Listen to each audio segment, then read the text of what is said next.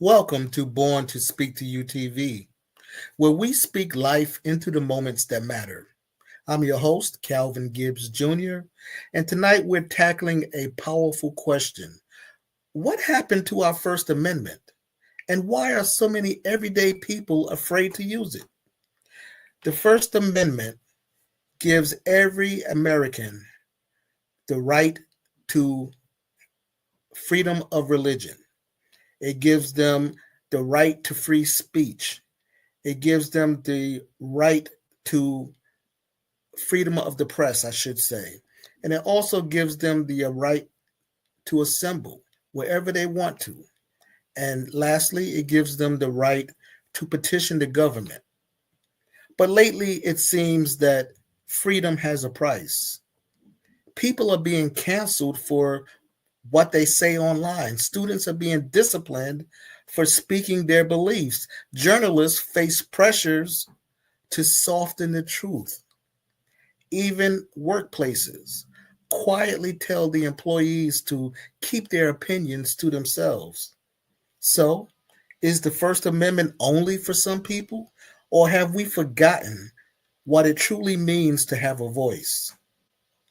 Stay tuned, because tonight we'll talk with community leaders and advocates who believe that the First Amendment belongs to everyone, not just those in power.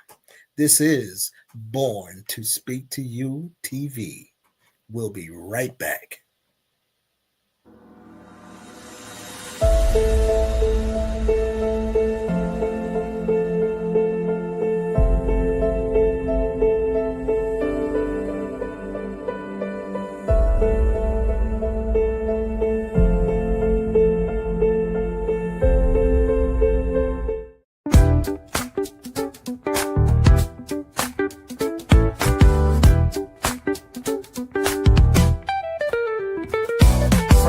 Of Brooklyn, where stories grow wild, to the glow of the stage where the dream meets the child. A quiet flame, a hidden spark, drawn to the words that lit up the dark.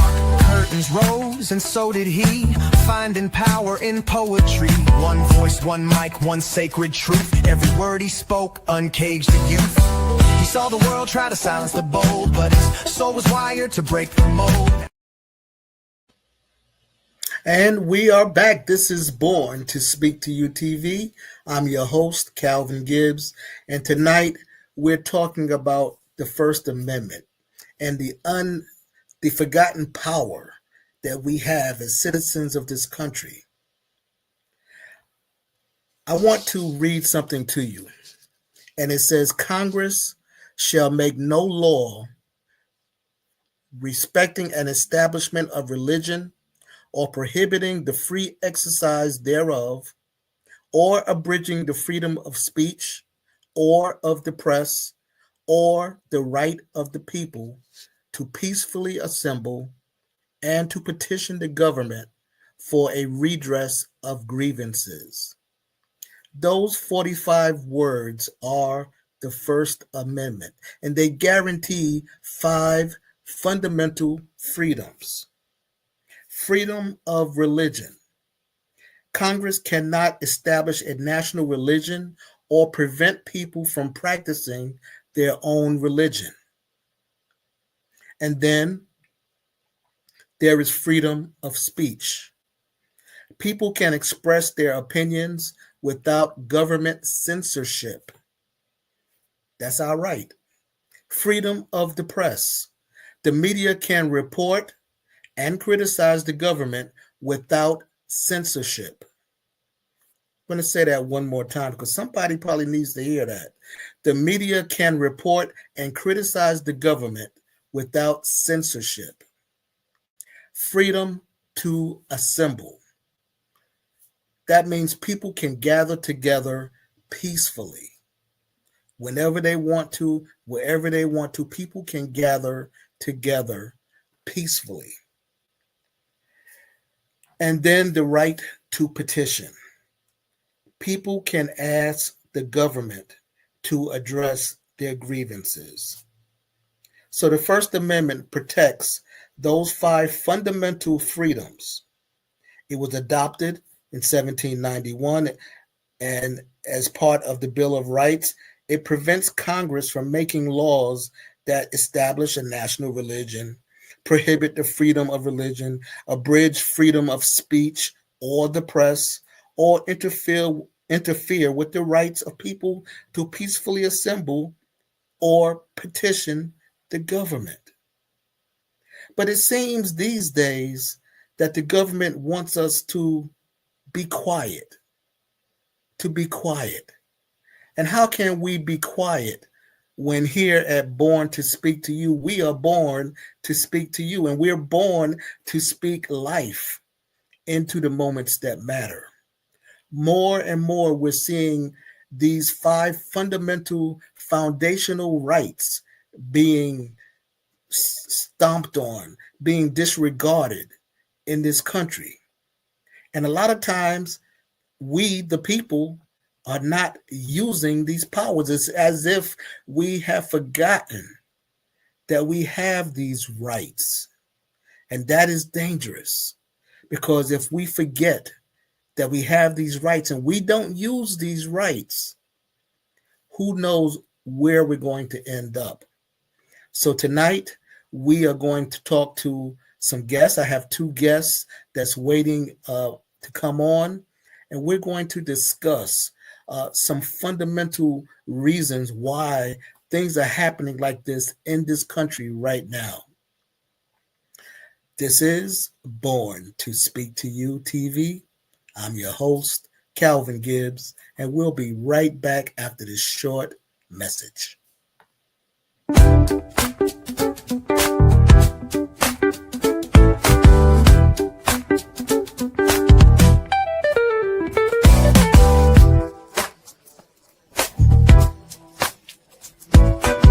Hi, this is Calvin Gibbs with Born to Speak to You TV, and here's your Born to Rise tip for today. You're not stuck. You're just committed to certain patterns of behavior that in the past may have worked for you. But guess what? You've grown past those patterns of behavior. Now they're more harmful than they are helpful.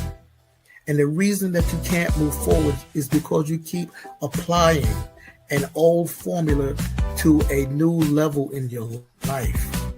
That old formula, that is for where you were. But you've moved on to another level. And it's time to have a new formula, a new solution. So change the formula and get a different result. If you keep doing what you did when you were there, it's not going to work out. You've moved on to another level. Change the formula and step into your purpose. You were born to rise. From the streets of Brooklyn, where stories grow wild, to the glow of the stage where the dream meets the child. A quiet flame, a hidden spark, drawn to the words that lit up the dark. And we are back. This is Born to Speak to You TV. I'm your host, Calvin Gibbs, and today my guests are Father Larry Dowling he's a former pastor at a church in Chicago. And we have Marsette Mangum, who is an activist. And thank you, gentlemen, for being on the show. So let's jump right into it. To start things off, how would you describe the original intent of the First Amendment? What rights it protects and why those rights are considered to be foundational? And I'll ask that question to Father Larry.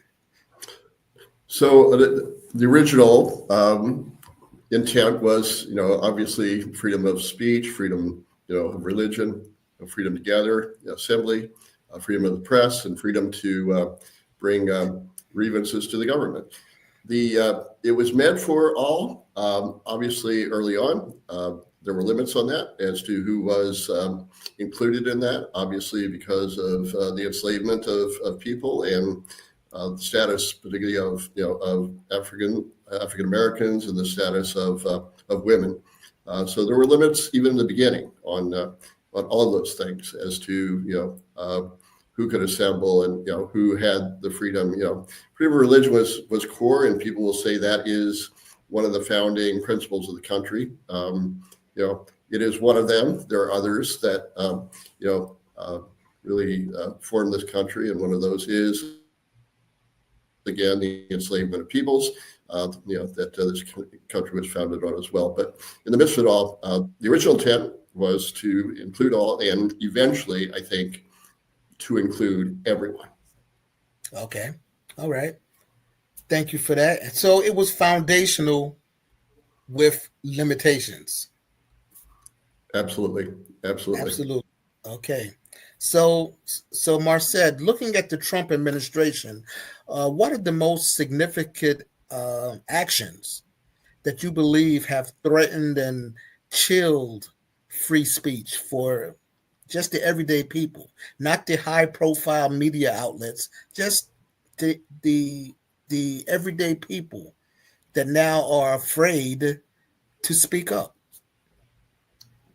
Well, I think that what they've done is shown that we can come after you and that there is a consequence to free speech. I agree with Father Larry that it has always been conditional. There's always been groups who were not included in that. And I think that's one of the fundamental parts that we have to understand as a people. We like to have this pie in the sky view of the founding fathers, and not so much even the founding fathers, but the situation that this country was founded in, that everyone was to come here and find their way. And in some cases that is true, but there have always been groups of people that have always been excluded in that. And that group floats from time to time. Sometimes, it's been situational, fundamentally Black people, fundamentally women, and fundamentally some poor white men. And until we understand that there are always groups that have been locked out of this, and I've said for some time, there's never been a free and fair election. If you think about it, there's always been a group that has been locked out of the electoral process, or systematically kind of squished out of the process, that we will use, like saying, oh, well, I don't not like Father Larry, I just don't particularly like guys with white collars. Mm-hmm. So there've always been some way that they've used to kind of do, but try to say that they're not doing it. And with this current administration, what they're doing, and what I find so insidious, they've gone after the big guys first to kind of set the example. So if you're looking at this, you're saying, well, I'm not $1 million news conglomerate. I don't have $1 billion to fight this. So they've gone after these guys and they've capitulated. So now they're coming after the little people. They don't want any type of criticism of their administration whatsoever. And the understanding is that has always supposed to have been one of the fundamental pillars of this society. And they have played no games and made no secret that they're going against that. Okay. I would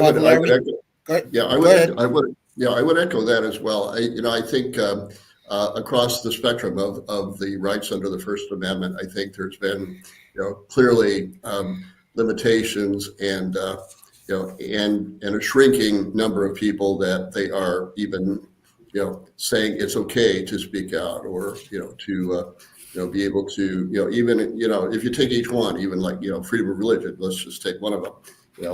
Freedom of religion, the attacks on universities over, anti-Semitic dialogue or anti-Semitic, protests. Many Jewish leaders will say they're using that as a way to control universities and limit free speech at universities. It's not about anti-Semitism. It's about a way to go after universities to control what they teach at the universities. And that's been very clear. Early on, that's what I saw. It's like they're using that issue. They're not talking about, Palestinian rights. They're not talking about Palestinian free speech. There's that, and the other thing around freedom of religion is the whole sense of, this white Christian Catholic nationalism that is, has pervaded things. So even looking at, the President's Commission on Religious Liberty, it's Christians and Jewish, and there are no Muslims on the committee. So obviously there's clearly an exclusion there, and their main focus is on Christianity. And so, and again, some, number of the members on that commission have said very blatant anti-Muslim things, in some of their statements. So again, there's this limitation on, what faith tradition or what aspects of faith are, are acceptable and what are not. And so, from a pastor's point of view, from a Christian point of view, they're definitely not following the full teachings of Jesus Christ, or I think of any other faith tradition. Okay. Well, I hear both you guys, and so my next question is: do we actually have a cultural problem more than a constitutional problem? I've been thinking about this one. I think it's a good. Yeah. Go ahead. No, I think it's a good question. I've thought about that myself because I do think, in general, the American people don't know the basics of the Constitution, don't know the basics of the freedoms under the Bill of Rights, and are seeing some of this stuff as okay. And I'm seeing this in Facebook posts and that kind of stuff, that there's, again, that it's okay to limit certain people and this, this sense of divisiveness and all of that is being sown. Of course, all the most violent people are on the right, or the most violent people are on the left, and all this kind of stuff, that gets played out along the way. So so yes, I think in general, the American public does not know the Constitution. I mean, not only to mention, I don't think our president knows the Constitution. I'm not sure he's ever read the Constitution. So that's part of it as well. And the way things are going, probably more people will not get to know it as they strive to make changes to it, or just rewrite it or eliminate it entirely. Mm-hmm. So, Marsette, I want to ask you a question about schools and workplaces. Should they do more to teach constructive dialogue rather than fear of expression? Should that be something that, I shouldn't say mandated in the schools, but can the schools help this situation by letting those under their tutelage know that you can speak, you have the right to do this? What's your thoughts on that, sir? Well, I think one of the ironies with that is that the schools that have usually been the harbinger of free thought and dialect have been attacked. Those are one of the first institutions that this administration attacked. And a lot of them have also folded, unfortunately, rather. Schools like Harvard and a few others who have huge endowments and are able to kind of insulate themselves a little bit better than some other schools, because what happens, they figured out that the presidency and politics kind of has its tentacles literally in everything else, and they can control your funding or lack thereof, or what grants you get, or being able to pull grants. So they have said, hey, these breeding grounds for free thought and thinking, we're going to attack those first, and we're going to make sure that they are being publicly punished, to show that we are not allowing you guys to sit and set up think tanks or set up the next future leaders that are able to kind of think and bring our situation out of this. And what has happened simultaneously, if you've noticed for the last couple of years, we have, and I hate to say this term because I'm not calling anyone dumb, but we have seen a systematic dumbing down of the American populace, where before, when certain groups of people were the only ones getting college degrees, education was touted highly. Now that women and brown people and other people are coming in, other immigrant groups are coming in and going to college and fulfilling their educational dream, now all of a sudden education isn't so important. And again, the other irony is that this is being done by populists who are cosplaying as populists, actually, who most of them have Ivy League degrees. So they're saying, I got an Ivy League degree, but I'm going to pretend to be a person of the people to tell you that it's okay to not go get an education. And we're also hand in hand enacting policy that we're making college out of the reach of most average working people. We're we're not allowing for the cancellation of a lot of crippling student debt. And we're also going to say that you have to make these colleges kind of form to this new curriculum that they're trying to put together on the fly. So all of these things put together are showing a systematic disdain, or manufactured disdain, I'll say, because these people understood the value of getting an education, and they have Ivy League educations. So that allowed them to be able to go into politics and go into all these other things. But education for me, but not for thee, has become the order of the day. Yes, sir. Yes, sir. Yep. I have a quote for you from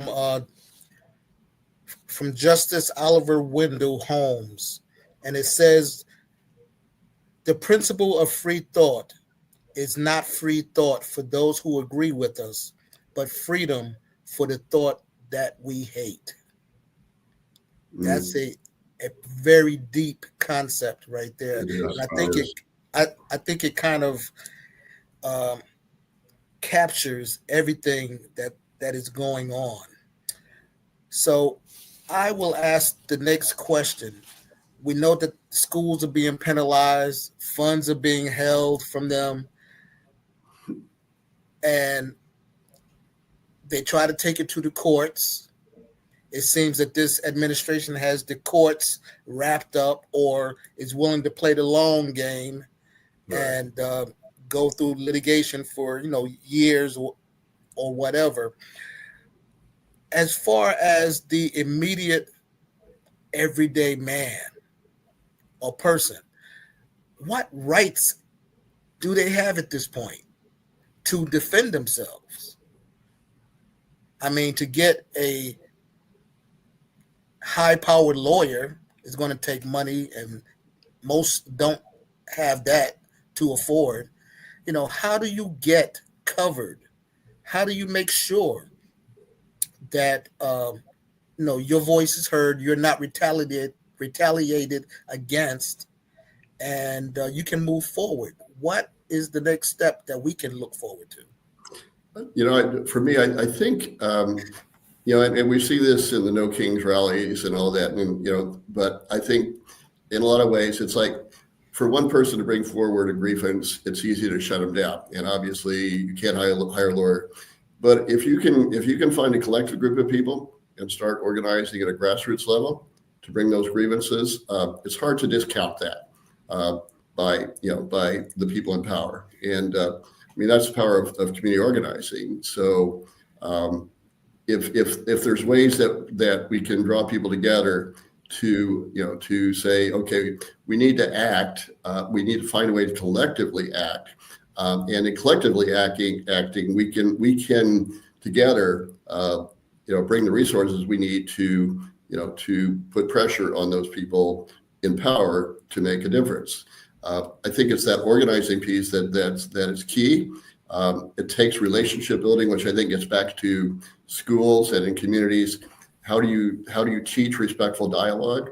How do you talk about restorative practices rather than punitive practices that this administration is that it thrives on? Is just punitive. Everything is punishment of critics and whatever along the way. How do we engage people at a community level, at a grassroots level, in real dialogue to come together and organize as a collective body to stand up against these forces? There's a study, there's actually a sociological study that said, in a situation like this where we're at in the United States, it would take about 4% of the population to really organize to stop this trend. Only 4%. It's a lot of people, but it's a small percentage of 100%, right? And so what does that take and what does that look like? And I think it's using that imagination. You're right. Marsette and Calvin, it's like, we are stuck with mediocrity, and this lack of education. We have people surrounding Trump who are mediocre, at best. And mediocrity seems to be the norm, and that's what they want. They want people that control the project, 20, 25 people who are, pulling the strings behind Trump and everybody else that's exactly who they want and they can control. And so that mediocrity, we've got to shift somehow and start raising up the excellence in our communities and bringing people together around that. The strictures on universities, yes, I mean, I think there's limitations there. So how do we be creative about bringing students together outside the university, venue, who want to come together and start talking about these things and organizing and those sorts of things. So, I mean, I look at the history of the African American community and the limits on schools and education, along throughout the history, and the African American community was incredibly creative in finding ways to do that. There's some just wonderful imagination so that young Black children could get an education when it was against the law to do so. And I think we need to take those we need to learn those lessons from the Black community, from history. Is how do we find and imagine creative ways to engage, and it could be outside. There's nothing that prevents us, at least at this point, from assembling outside the university structure, still bringing students together and faculty and having these conversations. Yeah, and I like what you said about. Seems to be so much lackadaisicalness, mediocrity from the people. I talk to people all the time. I even strike up conversations at the local supermarket now, and a lot of people are willing to talk about it. They don't like what's going on, this, that, and the other, but they're not willing to get involved. They're not willing to do the grassroots organization. I recently met with some students that were on a coffee break from Joliet Junior College. And I thought it was a great opportunity to just talk to them, pick their minds, and see where they were at. And I left that conversation very disappointed. Very disappointed. I think in the past we've looked to college students to be a big part of the force of change, and I don't see that much help coming in from that direction anymore, or at least not now. So our next question is for you, Marsette. Many non-citizens or foreign students and activists claim that they're being penalized for speech critical of the U.S. or allied policy. Don't forget that it's not just the U.S., but anybody that's associated with the U.S. at this point. For example, violations of free speech rights for non-citizens were found in recent litigation. So how does the First Amendment apply or fail to apply for them? And how is the administration's policy consistent with constitutional norms? Should everybody be covered, or just citizens and forget about the non-citizens? Well, I think that these folks have had the better part of 6, 7, 8 years to kind of perfect the things that they couldn't do the last time. And that was my fear of people like us. They didn't go, and he played golf, but that, outside of playing golf and, meeting and hobnobbing with the guys in the Heritage Foundation and putting this plan together, they were working to perfect the things that they did not get right the last time. So this time they formed the fascist Voltron. I don't know if I can say that word on the channel, or if not, I guess we can pull that out. But being able to do that, they understood that they had to first continue the concept of othering. So whether it's women, or whether it's Black people, or whether now the other group, even though me and my buddies are the ones that have moved our jobs overseas for cheap labor, we're going to say it was those workers that are getting less than you. So they were effectively able to other these people. And by doing that, you are automatically subconsciously denying their humanity. And to my understanding, the ideal of being here in America is once you're in America, on American soil, whether you are a citizen or whether you are someone visiting or whether you are an alien, and I don't like using that term, but whether you're here from another country, we'll say, there's supposed to be certain inalienable rights. You're supposed to have due process. You're supposed to be able to redress grievance and all of the things that you mentioned earlier when you itemized the First Amendment. But now, by othering these people and making them the source of the problem, you have a whole swath of people who are not caring and being taught not to care that these things are happening to them, not thinking that 5 minutes later, once we get them out of the way, they're going to come for the next group. And that's what we see that continues to happen. And it was okay. And everything that's happening right now has been happening in an undercurrent to somebody, some group. Now, the outrage is that the people who helped march it in are now being affected. So, a lot of people who are, mad at work, their own, I mean, what kind of propaganda do you have to be taking in to say, hey, I'm going to vote out my own low-wage workers and literally cripple my own farming industry?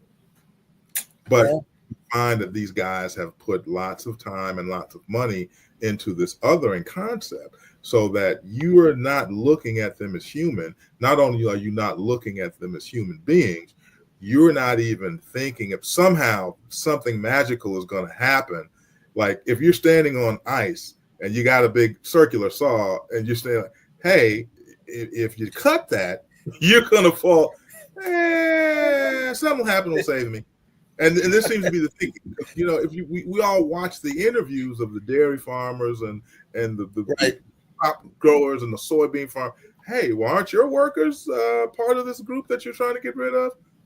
Yeah, but. And there was always some nebulous but that they could never explain, or somehow things were just going to work themselves out when their workers got canned or ran out of that state to escape being locked up.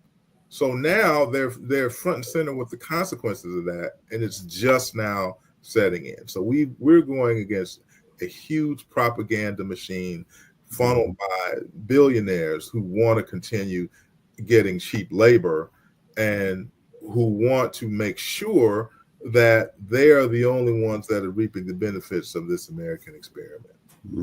Yep. We're going to take a little break, but I want to leave you with this thought before we come back. Growing up as a little boy, my ancestors came from North Carolina. They had little farms and did some sharecropping, things like that. And I always remembered my grandfather would say to me, and he was talking mainly about white people, but anybody that was above his level would fit into what he was saying. He said, people will cut off their arms if they think it's going to hurt you. Yeah. That's exactly what we're talking about, But we'll take a break right here. And this is a great conversation. We'll be right back. This is Born to Speak to You TV. We'll be back in 60 seconds.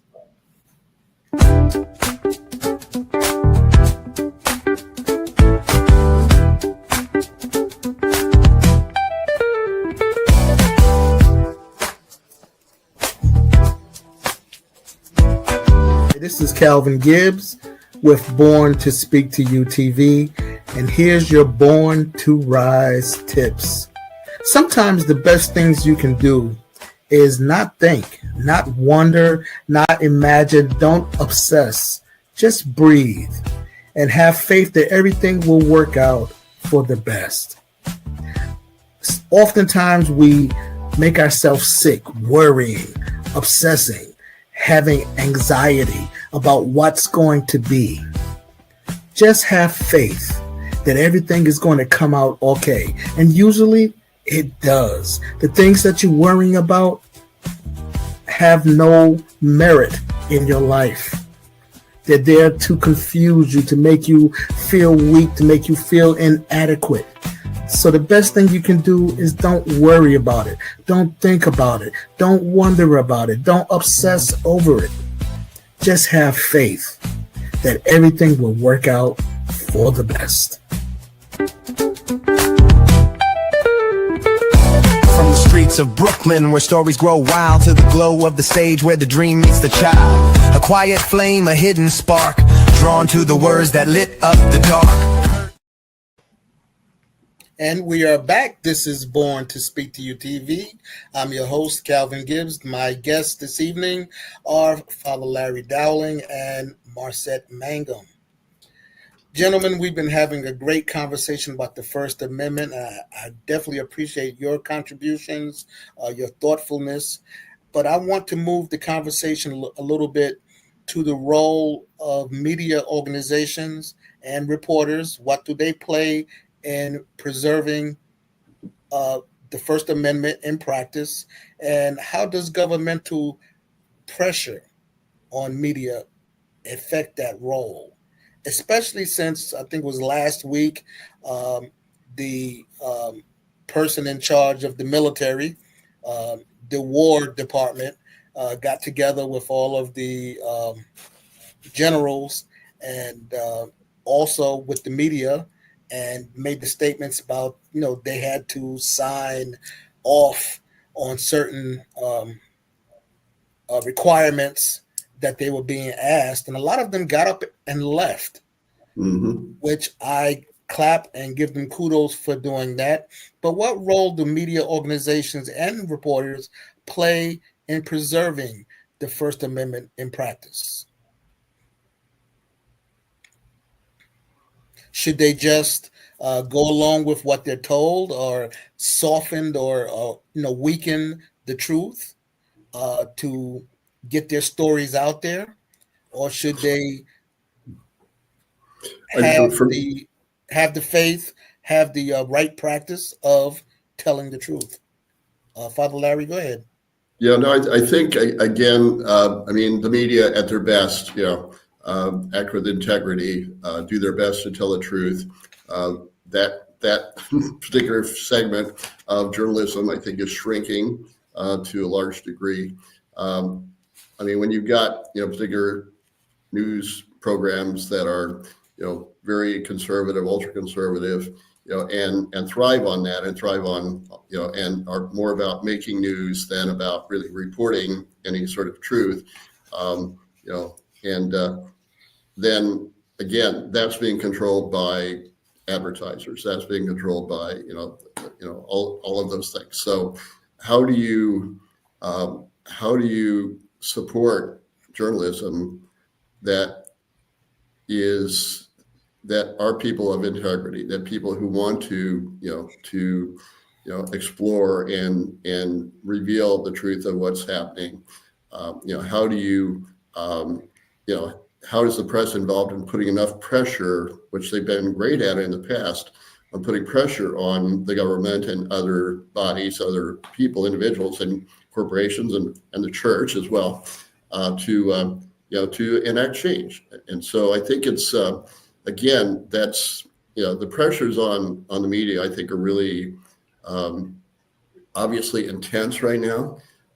There are still groups that I think have great integrity in their reporting, and I do believe there are a multitude of journalists out there who want to adhere to that integrity and truth telling and all those sorts of things. Now, the overall institutions that are supporting them and all that may place limitations on that, and that's where I think the tension is. So, and then when you've got the government stepping in and threatening and doing all these crazy things to limit speech, again, that's a huge threat to any democracy. When you start attacking the media, when you start attacking journalists, that's again the path of Hitler and others who eventually were able to control everything that was being said by the media. All right, and we've seen just recently, last month, where a late night talk show host was removed from his job for a period of time for going against this administration. And the outpouring of support was crazy. I mean, they were coming from all corners in support. And guess what? He got back on the air in a couple of days. That did not take very long. Wow. And that, I mean, that wasn't even a grassroots organization. That was just people going off and stating their opinions and doing it everywhere they could. And that change happened like that. So, Well, I'm yes, sorry. Marsette, go ahead. We can't leave out the fact that they spoke with their dollars too. So that corporation won several $1 million in subscriptions and sponsorships and that kind of thing. And so I think that that's one of the things that we also have to understand. We still have the power of the purse, and we, for so long we've allowed other entities to define who our enemy is. And and I heard Father Larry talk about the Heritage Foundation earlier. Calvin knows that I've been talking about these people and naming the names for some time now, but we allow them to have this big nebulous boogeyman, and the people who are actually responsible for these things can walk right past it and you'll never know who they are. So we've got to do a better job of naming the names and coming. I think now they're protesting outside the Heritage Foundation. And I've been saying for some time, all of the people that support, the people that support them and their sponsors, and that's the only thing that they understand at this point.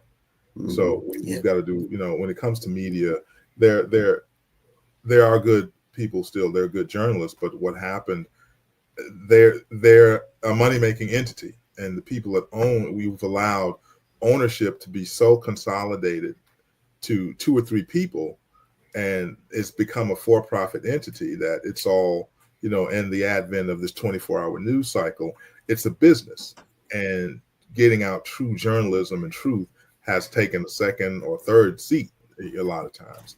And I know I found myself and I found a lot of other people saying that after the election, the presidential election, they were so blown out that they could not go back and listen to their favorite channels again, because they realized some of the things that I'd been jumping up and down and screaming about and called crazy, that there was a spin even to the channels that we like.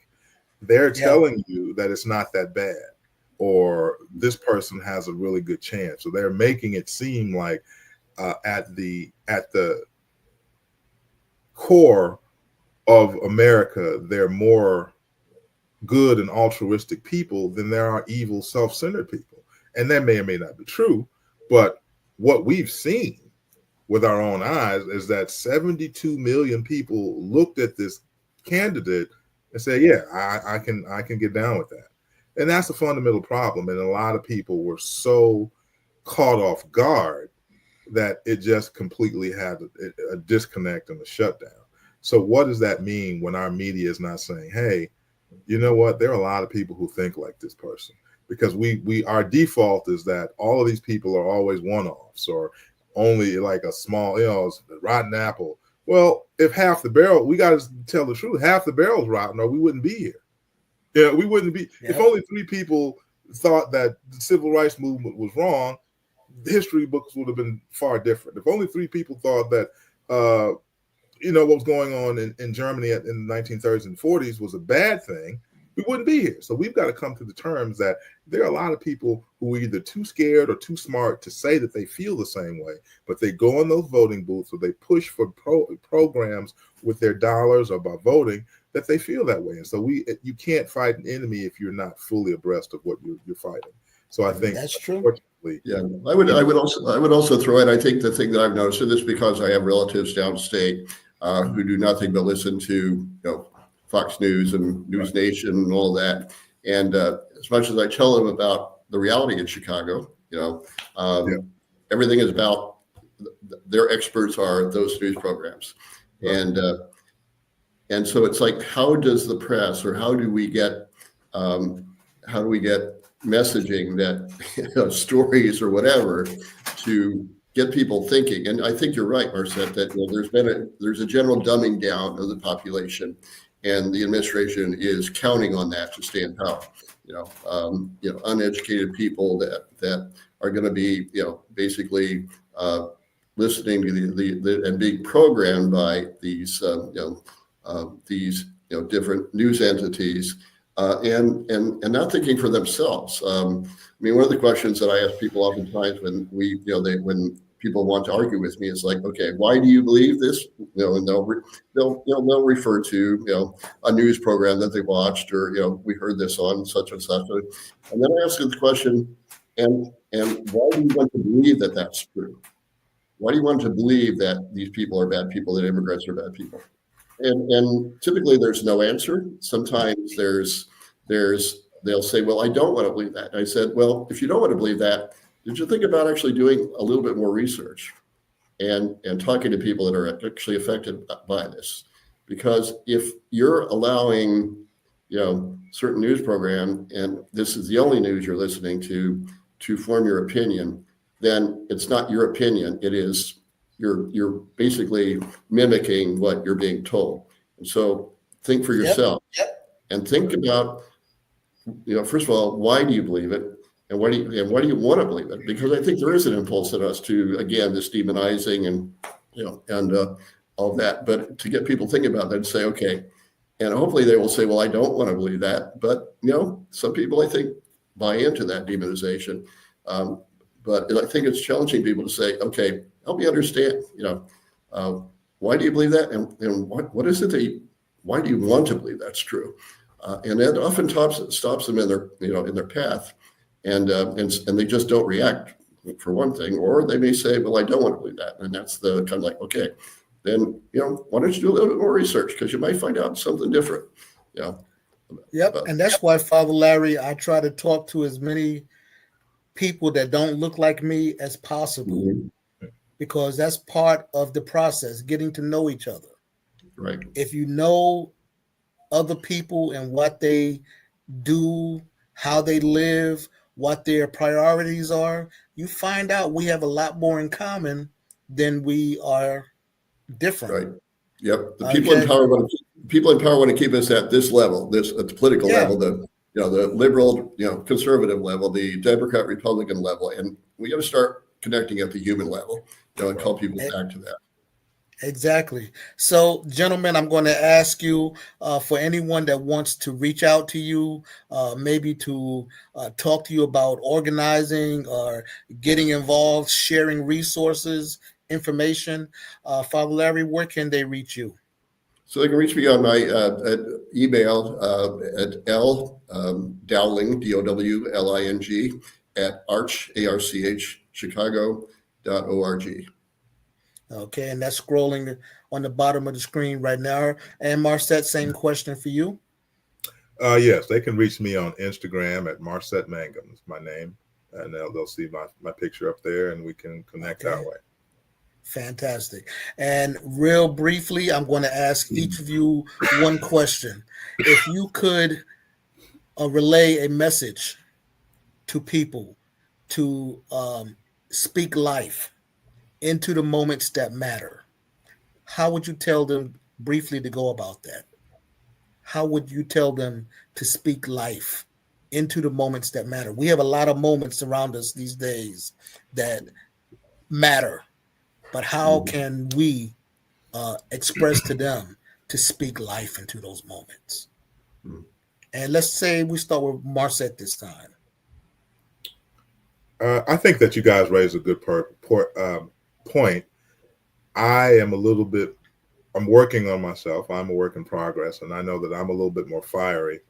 So I don't often get to engage to the level that I probably should with other people. Excuse me. I was trying to hold that. So I do agree, and I do still feel that at a basic level, we are more alike than we are different. And if we can find a common ground, it doesn't really matter if you call yourself a Republican and I call myself an independent or this, that, and the other. If we both want a $20 minimum wage, let's work toward that. You value your grandmother and she is invaluable to me. I valued my grandmother. She was invaluable to me. Let's talk about healthcare that is helpful for all, so people aren't dying because they can't afford overpriced medications that the healthcare and pharmaceutical industry are making untold billions on. Let's meet there. Okay, so sounds good. I think that that's the start. Okay, sounds good. Father Larry, same question. How would you tell people to speak life into the moments that matter? So there's two things that come to mind real quickly. You know, I reject the labels of liberal and conservative, and you know, and instead talk about, I think, more from a faith perspective. You know, can we agree on the things that we want to conserve? You know, in terms of basic freedoms for everybody. Can we agree on the importance of family and community, and and so are there areas we can, and then who needs liberation? And ultimately we all need liberation, but certain people need more in terms of the freedoms and the rights to the freedom. So I think it's just trying to put it in that context rather than get into the labels. But it's like let's talk seriously about what we feel strongly about. We want to conserve, and hopefully those are kind of in our founding principles and all those sorts of things. But also, who needs liberation? And in the eyes of God, we all need liberation, right? Right. The other thing I will just add is we've got to create, and I think and appreciate what you're doing, Calvin, in terms of reaching out to people and across racial boundaries and other boundaries. That those boundaries are set in place in our culture for a reason, and it's to keep us from talking to each other. And so it takes a deliberate effort to do that. I call it, when I talk to congregations, I call it taking risks for love. How do we take risks for love? Because to extend the love, and to see each other as human beings, all trying to, care for our families and support our communities and do all those sorts of things. And again, I think I've said throughout this conversation is how do we come together and meet at a human divine level, human spirit level, and really, again, but it takes a purposeful, crossing those boundaries, and that takes some courage sometimes, and but it definitely takes an effort. Absolutely. I want to thank Father Larry Dowling for being on the show this evening. Marsette Mangum, thank you so much for being on the show. This is Born to Speak to You TV. We're going to take a short break and we'll be right back.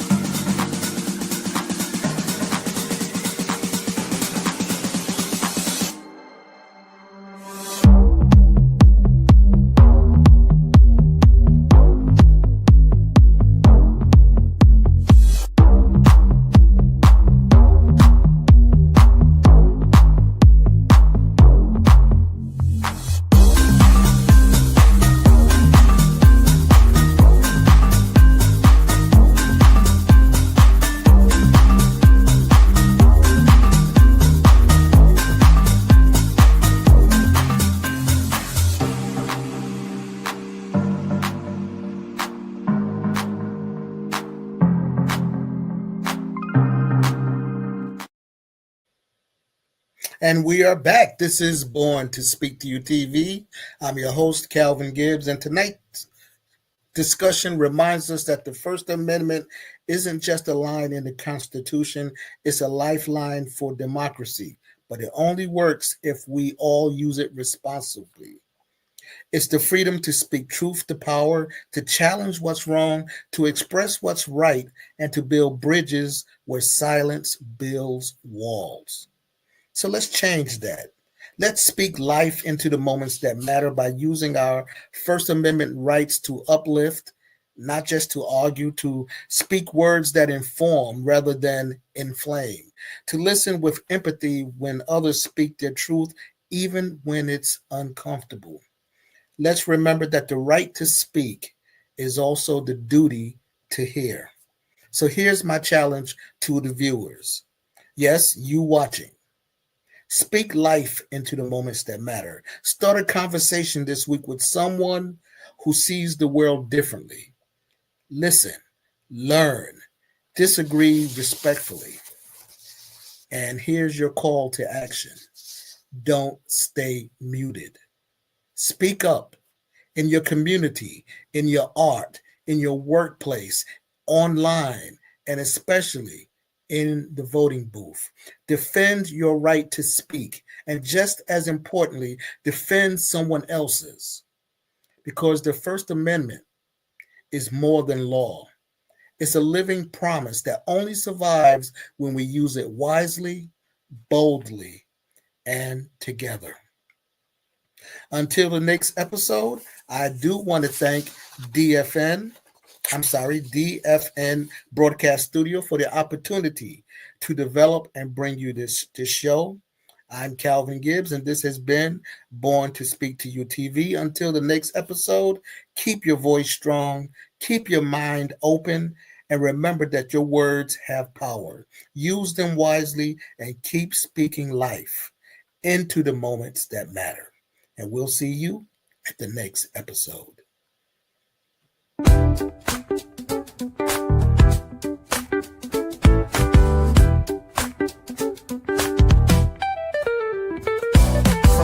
Of Brooklyn, where stories grow wild, to the glow of the stage where the dream meets the child. A quiet flame, a hidden spark, drawn to the words that lit up the dark. Curtains rose and so did he, finding power in poetry. One voice, one mic, one sacred truth. Every word he spoke uncaged the youth. He saw the world try to silence the bold, but his soul was wired to break the mold. Now he walks in purpose, pure and true. He was born to speak to you. He's got that rhythm in his truth, that fire in his flow. Speaking life into the moment, watch it grow. Every phrase, every beat, a breakthrough cue. Yeah, he was born to speak to you.